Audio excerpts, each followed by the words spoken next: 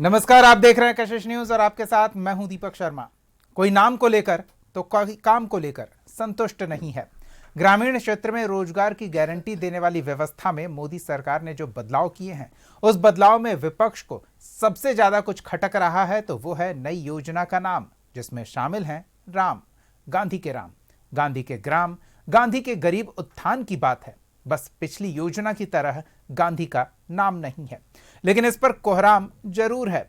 ऐसे में सवाल तो पूछेंगे कि मनरेगा खत्म, विकसित भारत के उद्देश्य के लिए लाए गए जी राम जी योजना पर कोहराम क्यों मचा है। सवाल का जवाब लेंगे। हमारे साथ कुछ मेहमान जुड़े हुए, उनसे आपका परिचय करा दे। बीजेपी की ओर से पार्टी का पक्ष रखने के लिए राहुल आनंद जी जुड़े हुए हैं, कांग्रेस की ओर से पार्टी का पक्ष रखने के लिए नदीम अंसारी जी, जेडीयू की ओर से किशोर कुणाल जी और मजदूर नेता कुमार परवेज हमारे साथ जुड़े हुए हैं। आप सबका बहुत बहुत स्वागत है। सबसे पहले तो नदीम जी, आपसे समझना चाहेंगे ये कोहराम क्यों मचा है नाम को लेकर। देखिए, ये न सिर्फ नाम को लेकर के नहीं है, इसके अंदर दो तीन बातें हैं। सबसे पहले इन लोगों ने नाम को जो बदला है, तो इस नाम में आप देखिए कि जिस तरीके से नामकरण किया गया है उसमें सारे शब्द हिंदी के हैं और बीच में एक एंड लगा दिया गया है। तो नाम को जैसे तैसे करके एक नाम बनाने की कोशिश की गई है। दूसरी चीज, ये नाम से ये दर्शाता है कि इन लोगों को राष्ट्रपिता महात्मा गांधी जी से कैसी और कितनी नफरत है। दूसरी चीज, गांधी जी के नफरत के साथ साथ यहाँ मजदूरों का हक कैसे मारा जाए और यहाँ ऑटोक्रेसी कैसे चलाया जाए। मजदूरों का हक मारने की अगर आप बात करें तो यहाँ पे देखिए किस तरीके से चीज़ों को घुमाया गया है। पहले इसी योजना के तहत 100 दिन का रोजगार मिलता था, जिसमें 90% उसका भार केंद्र सरकार उठाती थी और इसका अधिक से अधिक शासन या उसका जो शेड्यूल बनता था, उसका जो रोस्टर बनता था, वो राज्य सरकारें बनाती थी, ग्रामीण स्तर पे बनता था।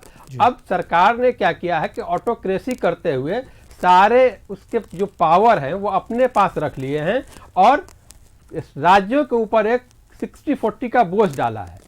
ये बोझ डालने के वक्त जब हमने मनरेगा बनाया था तो हमने इसके ऊपर एक लंबी और विस्तृत चर्चा की थी। ये जब 60-40 का रेशो ले रहे हैं तो बहुत सारे हमारे प्रदेश ऐसे हैं जो आर्थिक रूप से कुछ कमजोर हैं, जिनका जीडीपी और बाकी जिनके पास जो सोर्स ऑफ इनकम है वो कम है। तो उनकी अगर बात आप करें तो बिना किसी स्टेट के मुख्यमंत्री से सलाह लिए हुए ऑटोक्रेसी चलाते हुए, जिस वन मैन वन शो की बात होती है, उसी के तहत इन लोगों ने नरेगा को बदला, मनरेगा को बदला और मजदूरों का हक वहां मारा। अब देखिए कि इसमें इन लोगों ने कहा कि हमने 100 दिन को 125 दिन कर दिया। बीच में इनके जो 44 पेज का जो इन लोगों का इसका जो परफॉर्मा है, जो इसको BBGRAMG जो नाम दिए हैं, उसमें क्लॉज 6 में आप पढ़िएगा तो ये कह रहे हैं कि 60 दिन का काम एग्रीकल्चर के जब वह सीजन आएगा तो उसमें हम बंद कर देंगे। उसमें ये इन्होंने नहीं क्लियर किया है कि उस 60 दिन में वो जो मजदूर काम करेगा, तो खेती में काम करेगा तो उसका वेतन क्या होगा, उसका रोजमर्रा का जो रोजमर्रे की जो अपनी बात करता था, वो जो मनरेगा उसको एक गारंटी देता था, उस गारंटी की वो तोड़ रहे हैं। तो 60 दिन एक तो उनको बिल्कुल अलग कर दीजिए। अब अगर आप 125 दिन से 60 दिन निकाल दीजिएगा तो फिर वही लगभग 65 दिन की बात आती है।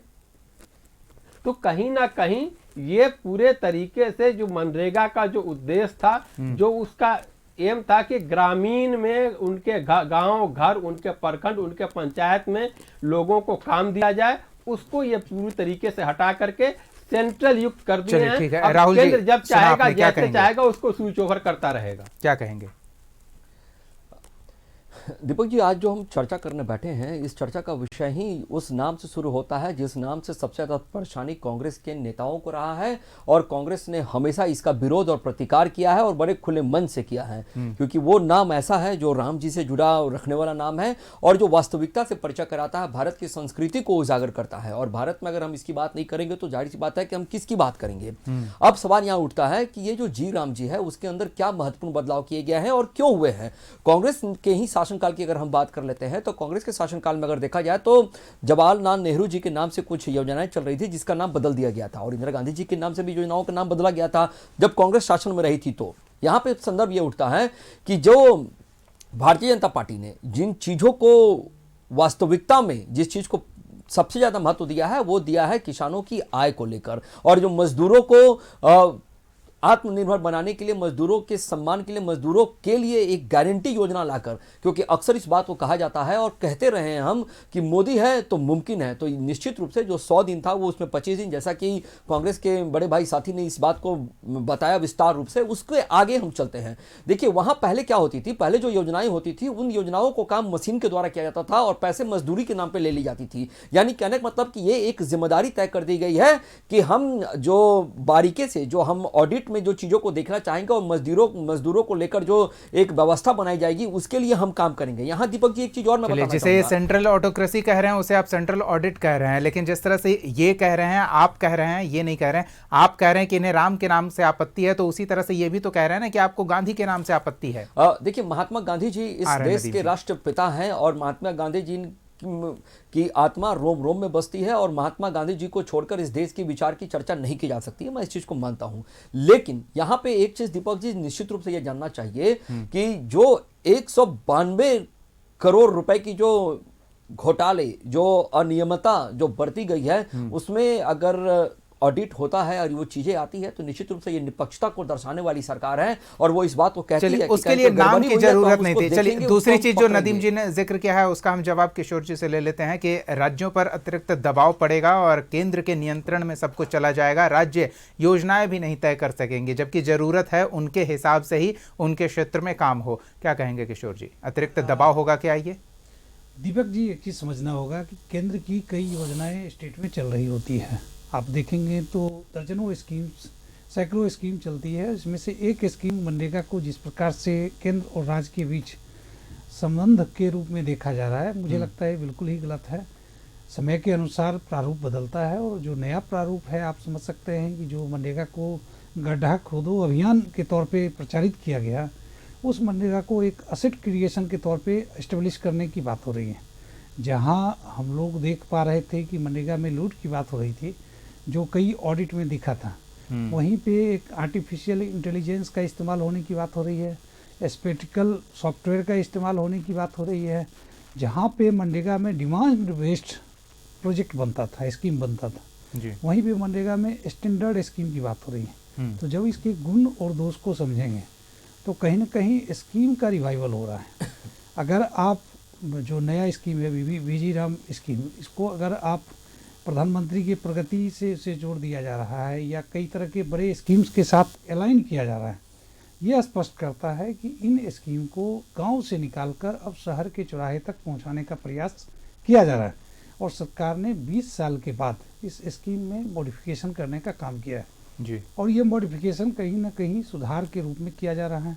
जहां मजदूरों के मजदूरी दिवस में बदलाव किए जा रहे हैं, वहीं पे अगर उन्हें मजदूरी नहीं मिल पाती, राज्यांश भी तो बढ़ा दिया गया ना, तो राज्यों पर जो दबाव पड़ने के नदीम जी तर्क दे रहे हैं वो तो सही है ना? नहीं, देखिए राज्यांश का बढ़ना ये डिमांड ड्राइवन स्टेप है। मैं समझता हूँ कि कई स्कीम्स में राज्यों का राज्यांश बढ़ा है या बदला गया है, उसी हिसाब से इसे बदला गया है। तो इसे इस रूप में नहीं देखा जाना चाहिए कि बहुत बड़ा अन्याय हो रहा है, क्योंकि अगर आप देखेंगे तो अधिकतर स्टेट एनडीए शासित है। अगर मैं बिहार को छोड़ भी दूं, कई सारे स्टेट हैं जहाँ पे डायरेक्ट यानी पूर्ण रूप से भाजपा का शासन है या भाजपा समर्थित सरकार है। तो क्या केंद्र सरकार ने कुंठित मानसिकता के साथ अपने सरकार के साथ यह न्याय करने का काम किया है? तो बिल्कुल ऐसा नहीं है, ये एक प्रक्रिया है। और चूंकि नेचर बदला है, जैसा मनरेगा में एक मजदूर बेस्ड था, अब उसको यहाँ पे इसको यहाँ पे इनोवेशन लाया जा रहा है। नाम में ही उद्यमिता छुपा हुआ है, इंटरप्रेन्योरशिप छुपा हुआ, बिजनेस छुपा हुआ। तो उस चीज को पुराने नजरिए से देखना ही गलत होगा, उसे नए नजरिए से देखा जाना चाहिए। हम थोड़ा नजरिया बदलने का प्रयास करेंगे अपना भी, लेकिन पिछली योजना से इस योजना में नाम के अलावा मजदूरों के काम के हिसाब से क्या कुछ बदलाव आने वाला है, उन्हें क्या कुछ फायदा होने वाला है, ये भी हम समझ लेते हैं। हमारे साथ मजदूर नेता परवेज जी जुड़े हुए हैं, उनसे। परवेज जी, क्या संभावनाएं दिख रही है इस बदलाव में, इस नए ग्रामीण क्षेत्र के कामगारों के लिए लाई गई योजना में, जिसे केंद्र सरकार जी राम जी विकसित भारत के लिए योजना बता रही है? देखिए, भाजपा जदयू के प्रवक्ता अभी बता रहे थे कि नज़रिया बदलने की ज़रूरत है। तो स्वाभाविक है कि जब अंबानी अडानी का राज होगा इस देश में, तो मजदूरों के नज़रिए से तो ये देश चलेगा नहीं, या कोई योजना उनके नज़रिए से तो चलेगा नहीं। जो अडानी चाहेंगे, अंबानी चाहेंगे, उनके नज़रिए से योजनाएं चलेंगी। तो मनरेगा जो ग्रामजी योजना हुई है उसके केंद्र में यही है जी। केंद्र में क्या है कि यह एक ऐसी योजना थी जिसको संप्रग सरकार ने लाया था काफ़ी गहन विचार विमर्श के बाद, और इसमें इसमें कानून के मूल में ये था कि जो भी व्यक्ति, जो भी मजदूर रोजगार मांगे तो रोजगार देना सरकार का दायित्व था। पंचायतें जो डिमांड्स थे उसके आधार पर रोजगार सृजन का एजेंडा बना करके, प्लानिंग बना करके सरकार के पास भेजती थी, और पंचायत पहले उसकी मशीनरी हुआ करती थी। अब जो है नई योजना है, जिस महात्मा गांधी के नाम पर तो एक मामला है, उसको ख़त्म कर दिया गया और एक नया नाम दे दिया गया। अब इसमें डिमांड आधारित से सीमित आपूर्ति, यानी कि अब सरकार तय करेगी कि हम कितना पैसा दें, क्या न दें। राज्यों पर दबाव बढ़ेगा ही, स्वाभाविक तौर पर है, इसमें खुलेआम है। और ये जो कह रहे हैं ना कि मनरेगा में पहले लूट थी, जो ऑडिट हुआ था, और अभी हमारे प्रवक्ता कह रहे थे कि एनडीए की ही सरकार सबसे ज़्यादा है, तो आपको इनको पता होना चाहिए कि पश्चिम बंगाल में इन्होंने काफ़ी दिनों से मनरेगा की राशि ही नहीं दी है, बंद कर रखी है। जहाँ जहाँ विपक्ष की सरकार होती है वो पैसा नहीं देते हैं। सुप्रीम कोर्ट के कहने के बाद वहाँ के मजदूरों को पैसा नहीं मिला। तो पहले जो काम पंचायतें करती थी अब ब्यूरोक्रेट करेंगे, और ब्यूरोक्रेट करेंगे। इसकी योजना बनेगी दिल्ली में, अब गाँव में नहीं बनेगी, पंचायतों में नहीं बनेगी। अब वो कौन सी योजना बनाएंगे वे जाने, किस मकसद से बनाएं वे जाने। दूसरी बात जो बहुत प्रचारित बात है कि दो चीज़ों की चर्चा हमारे कांग्रेस के साथी ने की कि 100 दिन के बदले 125 दिन, इसका बहुत ढिंढोरा पीट रहे हैं। लेकिन इस बात को ये भूल जाते हैं कि 2 महीना जब कृषि कार्य अपने चरम पर होगा तब मनरेगा की योजना, या ये जो अब ग्रामजी ये कह रहे हैं, यह योजना लागू ही नहीं होगी ज़मीन पर। 2 महीने बंद रहेगी। क्यों भाई, क्यों बंद रहेगी? इसलिए बंद रहेगी कि ये इनका तर्क है कि उस समय मजदूर मिलते नहीं है तो सस्ता मजदूर चाहिए। तो एक बात मैं कहना चाहता हूँ कि मनरेगा योजना को खेती से जोड़ने की लंबे समय से मांग होती रही है। इसका क्या मतलब है? इसका मतलब यह है कि खेती के समय में यदि कोई किसान, हमारे यहाँ किसानी भी आज बहुत दबाव में है, खेती भी बहुत घाटे में चल रहा है, सरकार सब्सिडी देती है तो उनको देती है जो खेती नहीं करते हैं, मतलब जो लैंडलॉर्ड है उनको सब्सिडी देती है, तो खेती में दबाव है। तो यदि किसान किसी मजदूर को उचित मजदूरी नहीं दे पा रहे हैं तो हमारा ये डिमांड था मजदूर आंदोलन का, लेफ्ट आंदोलन का, हमारी पार्टी भाकपा माले का ये डिमांड रहा है कि उस भरपाई को मनरेगा की राशि से फुलफिल किया जाए, यानी कि वह सब्सिडी सरकार मजदूरों को दे मनरेगा की राशि से। अब इसके बदले इन्होंने उल्टा काम किया कि एग्रीकल्चर को और मनरेगा को जहाँ कहाँ जोड़ने की बात हो रही थी इन्होंने पूरा तोड़ दिया, अलग अलग कर दिया। अब उस समय किसान यदि 100 रुपया देता है तो कोई मजदूर 100 रुपया में काम करने के लिए मजबूर है, कोई किसान यदि 50 रुपया दे रहा है तो 50 रुपया में वो काम करने के लिए मजबूर है। तो इन्होंने एक तरह से मजदूरों के ऊपर गुलामी थोपने का काम किया है ये ग्रामजी योजना के तहत, और इसका बहुत दूरगामी असर पड़ने वाला है। इतनी विविधता और इतने तर्क वितर्क के बाद जो यह मनरेगा कानून बना था, इसकी पूरी आत्मा को इन्होंने ख़त्म कर दिया, पूरी आत्मा को इन्होंने मार दिया, और सारी चीज़ों को इन्होंने ब्यूरोक्रेट के हवाले कर दिया है। इसलिए हम अभी भी डिमांड कर रहे हैं कि यह योजना बिल्कुल मनरेगा के खिलाफ है, और मनरेगा को, यदि मनरेगा में अनियमितता थी, यदि आपके शरीर में कोई बीमारी हो जाए तो आप पूरे शरीर को ही बदल दीजिएगा, ये कैसा तर्क है मेरी समझ में नहीं आता। तो मनरेगा योजना को खेती से जोड़ने की ज़रूरत थी। इससे किसानों को भी फ़ायदा होता, इससे मजदूरों को भी फ़ायदा होता, और यही डिमांड हम लोगों ने सरकार से किया था, लगातार कर रहे थे। लेकिन सरकार ने बिल्कुल उल्टा काम किया, इसमें कॉरपोरेट को घुसा दिया, इसमें ब्यूरोक्रेट को घुसा दिया। केंद्र की सरकार ने राज्य सरकारों पर दबाव बना दिया, उनको ज़्यादा पैसे अब खर्च करने पड़ेंगे, 2 महीने काम नहीं मिलेंगे। पहले से ही 100 दिन रोजगार की हम लोग मांग कर रहे थे, शायद ही कहीं हिंदुस्तान के किसी प्रांत में, किसी राज्य में 100 दिन किसी मजदूर को काम मिलता हो, उनको उचित मजदूरी मिलती हो। उचित मजदूरी तय है, न्यूनतम मजदूरी तय है बिहार में। जरा बीजेपी जेडीयू के प्रवक्ता बताएं कि बिहार में उनकी ही सरकार ने कितना न्यूनतम मजदूरी बना रखा है, और खेती में खेतिहर मजदूरों को कितना मजदूरी देते हैं, आसमान जमीन का फर्क है। मनरेगा के मजदूरों को कितनी मजदूरी मिलती है। अरे अब कानून बना, आप लोगों पर तो आपराधिक मुकदमा चलना चाहिए। आपने पार्लियामेंट में बैठ के, विधानसभा में बैठ करके न्यूनतम मजदूरी तय कर रखी है और उसको भी नहीं दे रहे हैं, और ऊपर से अब 2 महीना बिल्कुल आप उनको गुलाम बना दे रहे हैं। इसलिए पूरी योजना मजदूर विरोधी है, अनडेमोक्रेटिक है। इसमें बड़े स्तर पर अब कॉरपोरेट घरानों का प्रवेश होगा, इसलिए हम पूरी तरह से इस योजना का विरोध करते हैं।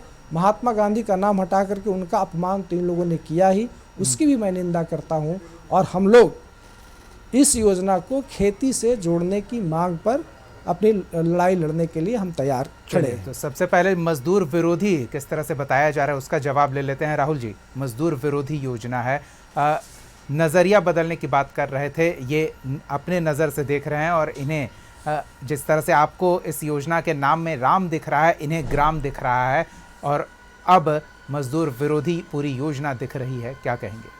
दीपक जी, निश्चित तौर पे जो कुणाल जी ने जो बात को बढ़ाया, बातें रखी, उसी बात को आगे बढ़ाते हैं कि नज़र बदलोगे तो नज़ारे बदले निश्चित रूप से नजर आएंगे। लेकिन यहाँ पे तकनीकी रूप से क्या है, जब हमारा देश आज टेक्नोलॉजी में आगे बढ़ रहा है तो हम मजदूरी को क्यों नहीं और रिएबल और स्ट्रॉन्ग और अच्छे तरीके से रखें। यहाँ मैं आपको एक चीज़ बताना चाहूँगा, जो हमारे किसान जो मजदूर के जो नेता हैं जो बातों को कह रहे थे, उसी कारवां में थोड़ा सा उसमें बदलाव करने की ज़रूरत है। पहले गारंटी योजनाओं के तहत रोजगार नहीं मिलता था, हम उस गारंटी योजना के लिए 125 दिन कर रहे हैं।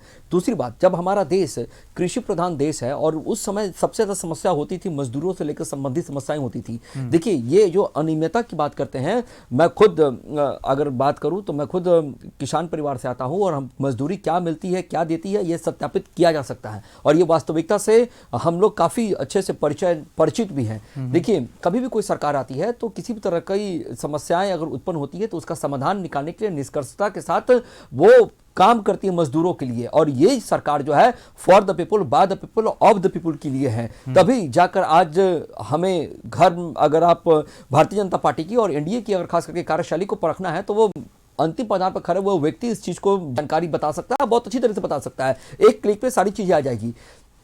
यहाँ पे जो बातें की जा रही है उसमें सबसे ज़्यादा बात राजनीतिक से प्रेरित नजर आ रही है और वास्तविकता से बिल्कुल दूर है। अगर मनरेगा इतना ही अच्छा था तो फिर इतनी अनियमितता क्यों बढ़ती जा रही थी, 192 करोड़ रुपए के घोटाले क्यों हो गए? अगर मनरेगा इतना ही अच्छा था तो फिर मशीनों से काम करा के मजदूरों को क्यों ठगा जा रहा था? अगर मनरेगा इतना ही अच्छा था तो फिर जो वित्तीय सहायता जो देने की बात की जाती थी, क्योंकि होता क्या था कि पहले 100% यानी 90% के आसपास केंद्र सरकार पैसा देती थी और 10% मिलाना पड़ता था। अब राज्यों की जवाबदेही तय कर दी गई है, यानी कि सत्यापन किया जाएगा। जब भी आप कोई योजनाओं को करने जाते हैं, यानी सब्सिडी चीजों को करने जाते हैं, तो उसका सत्यापन होता है, और सत्यापन होकर ये तो हमारे मजदूर भाइयों को सशक्त बनाने की बात कर रहे हैं हम। सत्यापित तो पहले भी हुआ करता था ना, उसमें सत्यापित करने वाले अधिकारी थे, एक पूरी व्यवस्था थी। अब व्यवस्था की खामियों को सिर्फ नाम बदल के तो नहीं बदला जा सकता है ना, वही गड़बड़ी अब भी हो सकती है। ऐसा तो नहीं है कि वो घोटाले नहीं होंगे, मशीनों को नहीं लगा दिया जाएगा। दीपक जी, प्रत्यक्ष को प्रमाण की आवश्यकता नहीं होती है, और मुझे लगता है कि मोदी सरकार ने जो इस बिल में जो बदलाव किए हैं उसमें कुछ एआई का भी इस्तेमाल किया जा रहा है, जिससे परखा जाएगा कि चीज़ें कहाँ और कितनी हैं। और जहाँ तक मजदूरों के संदर्भ की बात है तो मैं आपको बता दूं कि जो मनरेगा के तहत जो मजदूरी तय की गई थी 379 जो 6% की वृद्धि की गई थी, और राज्य सरकार ने लगभग 428, 400, 450 और 500 वो काबिलियत के अनुसार मजदूरी देने की बात की गई थी। आज अगर आप चले जाइए सड़क पे, चौराहे पे, जहां मजदूर ये मिलते हैं, कामगारों के लिए योजना नहीं ना है, ये अकुशल कामगारों के लिए ही योजना है। नदीम जी, क्या कह रहे हैं आप? देखिए, अभी हमारे भाजपा के साथी ने 2 बातें कही। पहली बात है, इन्होंने कहा कि हम लोगों को यानी विपक्ष को राम नाम से या राम जी से दिक्कत है। इनका सोचना बिल्कुल गलत है। हमारे लिए और हमारी पार्टी और हम सबों के लिए राम जी एक दर्शन का, एक आदर्श है हमारे लिए। इनके लिए ये राम जी को एक प्रदर्शन का विषय बना करके रख लिए हैं, क्योंकि राम जी को जितना बदनाम इन लोगों ने किया है, आप बताइए कि इस देश में राम जी का नाम लेकर के जय श्री राम कह करके क्या क्या नहीं होता है। तो इसका मतलब कि अब अगर आप हर मजदूरों को रोजगार मिल रहा है उस नाम से तो क्या दिक्कत नहीं, है? मजदूरों एक को बात और रोजगार कहना नहीं मिल रहा ना। एक सेकंड राहुल जी, हाँ। देखिए, मजदूरों को रोजगार नहीं मिल रहा। ये भाजपा क्या करती है कि ये ध्यान भटकाओ और लूट करो। राहुल जी ने एक बार बहुत अच्छी बात कही थी कि पॉकेट मार आता ध्यान है तो आप एक- भटका रहे हैं ना, सिर्फ नाम नहीं पर भटका बात कर रहे हैं, काम अरे, पर आप मेरी बात तो कीजिए। सुनिए। ध्यान ये भटका रहे हैं कि नाम में राम जी को लाए अरे और राहुल जी। कैसे कैसे करके ले आए, ये उनका जो नाम है उसमें दिखता है। दूसरी चीज हमारे भाई ने कहा कि एआई, अब ये डिजिटल इंडिया और एआई की ये लोग बात कर रहे हैं। जब आदरणीय हमारे पूर्व प्रधानमंत्री स्वर्गीय राजीव गांधी जी ने यहाँ कंप्यूटर की बात की थी, टेक्नोलॉजी की बात की थी, तो इनके ही पूर्व प्रधानमंत्री आदरणीय अटल बिहारी वाजपेयी जी बैलगाड़ी से संसद जाया करते थे। दूसरी चीज ये कह रहे हैं कि मनरेगा में बहुत भ्रष्टाचार होता था। तो 11 साल से आपने मनरेगा के भ्रष्टाचारों को क्यों नहीं पकड़ा, भ्रष्टाचारियों को क्यों नहीं दंडित किया? क्योंकि आपके यहाँ एक वॉशिंग मशीन है, भ्रष्टाचार करो, वॉशिंग मशीन में आओ और फिर साफ होकर के हमारे यहाँ बैठ जाओ। तो ये लोग भ्रष्टाचार की बात करते हैं तो बहुत हंसी आती है। मजदूरों की थोड़ा बात कर लें। बिल्कुल, मजदूरों की अगर आप बात कीजिए तो जिस तरीके से मनरेगा एक गारंटी देता था मजदूरों के लिए, ग्रामीण और ग्राम पंचायत में लोगों के लिए, हमारे भी परवेज भाई ने ठीक कहा कि ये लोग ग्राम को जो है राम के नाम पे बदल करके दिखाना चाहते हैं, भटकाना चाहते हैं। लेकिन इनका मूल उद्देश्य है कि किसी भी तरीके से मजदूरों का जो वाजिब हक है, जो जायज हक है, वो नहीं दिया जाए। और उसके साथ साथ इनके एक पुरानी आदत है कि इनको संविधान और हमारा जो आर्टिकल है उन सारे चीज से इनको नफरत है। अब देखिए कि मैंने पहले भी कहा कि जब ये राज्यों को इन्वॉल्व किए तो राज्य के मुख्यमंत्रियों से इनकी बैठक कभी हुई क्या? कोई बताएगा? कहीं कोई रिकॉर्ड है कि कब इस मुद्दे पे, चूंकि राज्य को 40% देना है, आपको ये नियम कहता है, ये संविधान कहता है, ये लोकतंत्र कहता है कि आपको पूरे राज्यों से बैठ करके उसकी बात करनी थी। हमारे अभी एक जेडीयू के भाई ने कहा कि अधिकतर एनडीए की सरकार है। माना कि आपका आज थोड़ा सा बहुमत ज्यादा है, ज्यादा प्रदेशों में आपकी सरकार हो सकती है, लेकिन सरकार होने से आप संविधान और लोकतंत्र की हत्या कर दें, इसकी इजाजत कभी कहीं से आपको नहीं दिया जा सकता। चलिए ठीक है, क्या कह रहे हैं किशोर जी? देखिए, मैं सुन रहा था नदीम भाई को, ये इस चीज़ को समझें कि अगर काम के बदले अनाज इन्हीं का लाया हुआ स्कीम था जिसको इन लोगों ने बाद में मनरेगा में बदला। अगर सामान्य भाषा में बिहार की जनता को मैं समझाना चाहूँ तो ये बता सकता हूँ कि ये वर्जन का अपडेशन हुआ है। अगर 2G कहा जाए काम के बदले अनाज को, 4G कहा जाए मनरेगा को, तो इसी तरह से वीजी राम स्कीम जो है 5G है, बिल्कुल नए तरीके से किया गया है। दूसरी बात, परवेज साहब को मैं सुन रहा था, बहुत ही सावधानी के साथ सुन रहा था उनको। उन्होंने फैक्चुअल एरर यानी गलत तरीके से, गलत मंशा से गलत व्याख्या करी है। जैसे वीजी राम स्कीम जो है, हमारा वीवी ग्राम जी बिल 2025 का आता है कि क्लाउज नंबर 4 पे रूरल वर्क्स प्लानिंग को स्पष्ट है कि सभी ग्रामीण कार्यों की योजना विकसित ग्राम पंचायत प्लान्स के माध्यम से होगी जी, जिन्हें ग्राम पंचायतें तैयार करेगी और जिन्हें पीएम गति शक्ति नेशनल मास्टर प्लान के साथ स्ट्रेटिकली इंटीग्रेट करना कानूनी अनिवार्य होगा। यानी कि ग्रामीण स्तर पर गांव के लोगों की जरूरत के हिसाब से प्रावधान है वो केंद्र के पास हो जाएगा। एक मिनट मुझे कंप्लीट करना। स्वीकृति की बात है, स्वीकृति जहां जरूरत है उस हिसाब से स्वीकृति होगी। जी हाँ, बिल्कुल स्पष्ट है कि प्लानिंग गांव में ही बनेंगे, लेकिन सॉफ्टवेयर में उसे पीएम गति शक्ति नेशनल मास्टर प्लान के साथ उसको इंटीग्रेट करना होगा और स्पेटिकली इंटीग्रेट करना होगा। मतलब बताना होगा कि आप जो काम कर रहे हैं उसकी क्या उपयोगिता है और किस क्षेत्र का काम है। बताना नहीं है, किस जगह का इसको अनुमोदन या इसको गारंटी या फिर ये होगा या नहीं होगा, ये केंद्र सरकार तय करेगी। वही वो आगे की बात है। आप बताइए कि मुझे ये काम इसलिए करवाना है और वो वहां से स्वीकृति देंगे कि हाँ ठीक है ये काम करवाया जा सकता है। यही तो ऑटोक्रेसी हो गई। हम ग्राम पंचायत और ग्राम के गांव के लोगों को, गांव के मजदूरों को उनके ही गांव में, उनके ही पंचायत में, उनके ही प्रखंड में। देखिए यही तो राहुल जी बता रहे हैं ना कि आप एक गड्ढा खुदवा के दूसरा गड्ढा भरवाते हैं, फिर दूसरा गड्ढा खुदवा के तीसरा गड्ढा भरवाते हैं। ये गड्ढा खोदने वाली योजना बना के रख दी गई थी मनरेगा। ये लोग ये गड्ढा भरते हैं कि प्रधानमंत्री जी जब मुख्यमंत्री होते गैर हैं, जरूरी चीजें हो रही थी ना नदीम जी, वही तो राहुल जी उल्लेख कर रहे हैं। जब प्रधानमंत्री जी मुख्यमंत्री रहते हैं तो ये बताते हैं कि किस तरीके से डॉलर जब गिरता है। ठीक है, तो हम प्रधानमंत्री नहीं, दूसरी जगह हम बस इस इनका जो विषय को समझने का प्रयास कर रहे हैं। हाँ किशोर जी, किशोर जी, एक जगह पे मुख्यमंत्री रहते हुए कुछ और कहिए। नहीं, सिर्फ स्वीकृति की बात है, आवश्यकता आपकी है, स्वीकृति उनकी होगी। ठीक है, हाँ किशोर जी, यहाँ भी ये गलत व्याख्या कर रहे हैं। आ रहे हैं राहुल जी, एक्ट में स्पष्ट लिखा है स्वीकृति भी ग्राम सभा ही करेगी।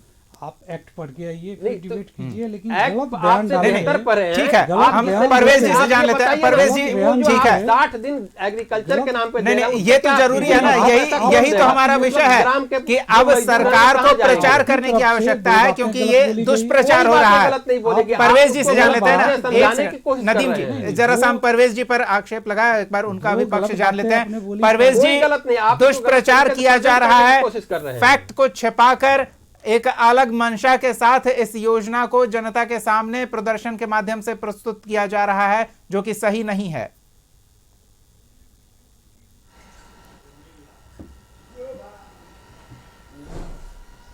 परवेज जी, आवाज मिल रही है?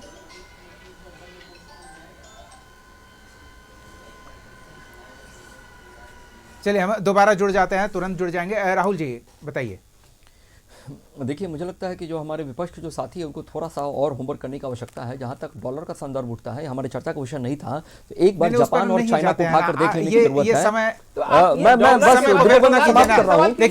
एक बार उसको उठा लेने की जरूरत है कि जापान और चाइना आज इसलिए आगे है कि जब व्यवस्था बढ़ रही थी तो उसके भी पैसे की जरूरत नहीं है, जो वैल्यू थे वो कम थे। अब वहां जाने की जरूरत नहीं है, मैं वही कर रहा हूँ। और दूसरी बात मैं बता दूं कि जो योजना सरकार ने लेकर आने का काम किया है, इसका स्वागत होना चाहिए, इसका सम्मान होना चाहिए। योजना अभी क्रियान्वयन में नहीं हुआ है। ठीक है, हम किशोर जी का पहलू जल्दी से लगे किशोर जी, इसमें कुछ नदीम चेंजिंग करने चाहिए। आ गई बात, आपकी बात आ गई। मेरी पार्टी मानती है कि देखिए फैक्ट को बाहर आना चाहिए और मिसकंसेप्शन को दूर किया जाना चाहिए। जिस प्रकार से परवेज जी, जिस प्रकार से नदीम जी अलग अलग बातें करते हैं और जब फैक्ट की बातें की जाती है तो ये अलग बात करते हैं। किशोर जी, एनडीए शासित ज्यादा राज्य हैं, चलिए मान लेते हैं, लेकिन उन राज्यों पर भी तो दबाव पड़ेगा ना, उन राज्यों से सलाह मशवरा किया गया। ये यूनिवर्सल फॉर्मूला है। अगर आप रोड बनवाते हैं, ग्रामीण कार्य विभाग का काम होता है, जैसा कि आपने देखा। चलिए ठीक है, आप फॉर्मूले की बात कर रहे हैं तो उस फॉर्मूले पर सरकार चल रही है, लेकिन जो महत्वपूर्ण आरोप आपने लगाया उस पर जवाब जरूर ले लेंगे परवेज जी से।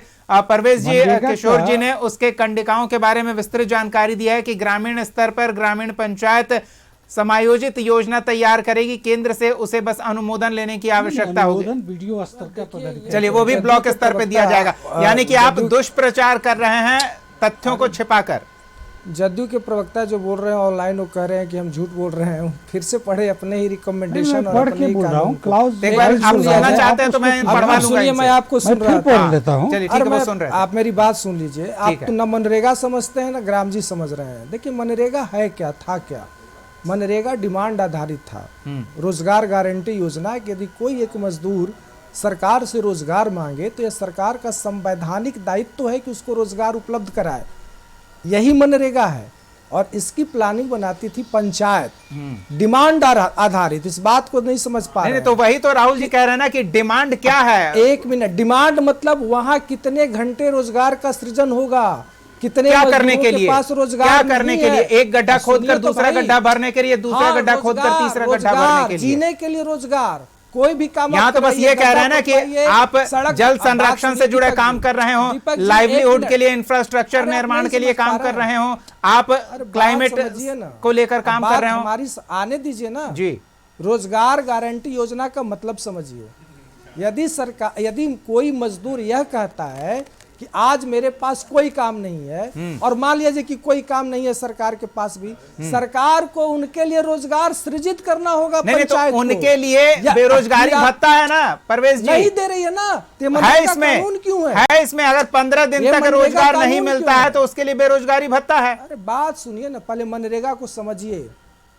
बहुत दिमाग इसमें लगे हुए थे। मनरेगा तो 2005 से 2025 तक 20 साल तक लोग समझते रहे और इतना दिमाग लगा कि ये झोल बन गया। अब जी राम जी को या फिर ग्राम जी आप कह रहे हैं तो उसे क्यों नहीं समझने का प्रयास किया जा रहा है? अच्छा, या तो आप बोल लीजिए, मुझे बोलने दीजिए जी, ठीक है ना।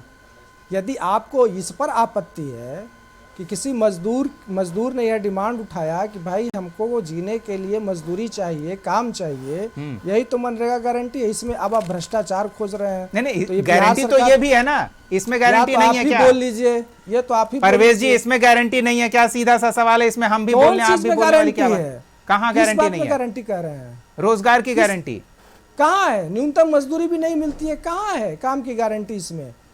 इसमें काम की गारंटी कहाँ है? इसमें से सरकार प्लान बना के दे रही है। देखिए, वो परवेज पंचायत से भाई करवाए केस या स्टडी ब्यूरोक्रेट से बताएंगे करवाए, मनरेगा का, इसमें तो फ्यूचर प्रक्रिया ही बताएंगे उलट दी गई DG-ग्राम का। है। इसमें सरकार आपको काम देगी, इतना काम चलिए, देगी, ठीक है, अब ये मजदूर कोई डिमांड नहीं कर सकता है, ये अंतर है इसमें। चलिए हम इस इस पर अंतर को आप और क्यों आगे नहीं भी समझ पा बातचीत रहे करेंगे, और जब योजना धरातल पर उतरेगी और फिर मजदूरों पर कितना प्रभाव पड़ेगा, उस आधार पर इसकी वैधता और इसकी विश्वसनीयता और इसकी उपयोगिता पर फिर आगे बातचीत होगी। फिलहाल समय अभाव है। बहुत बहुत धन्यवाद राहुल जी, किशोर जी, नदीम जी और प्रवेश जी अपना समय देने के लिए, इस चर्चा में शामिल होने के लिए। तो देखना दिलचस्प होगा कि जी राम जी, जिसे ग्राम जी भी कहा जा रहा है, उसमें नाम के अलावा काम के अनुरूप मजदूरों के लिए क्या कुछ खास होने वाला है। हालांकि कागजों पर काफी कुछ है, लेकिन कागजों पर तो काफी कुछ होता ही है, धरातल पर कितना लाभ उसका होता है ये आने वाला समय बताएगा। फिलहाल अगले एपिसोड में एक और सवाल के साथ हम फिर मौजूद रहेंगे। तब तक के लिए देखते रहिए कशिश न्यूज।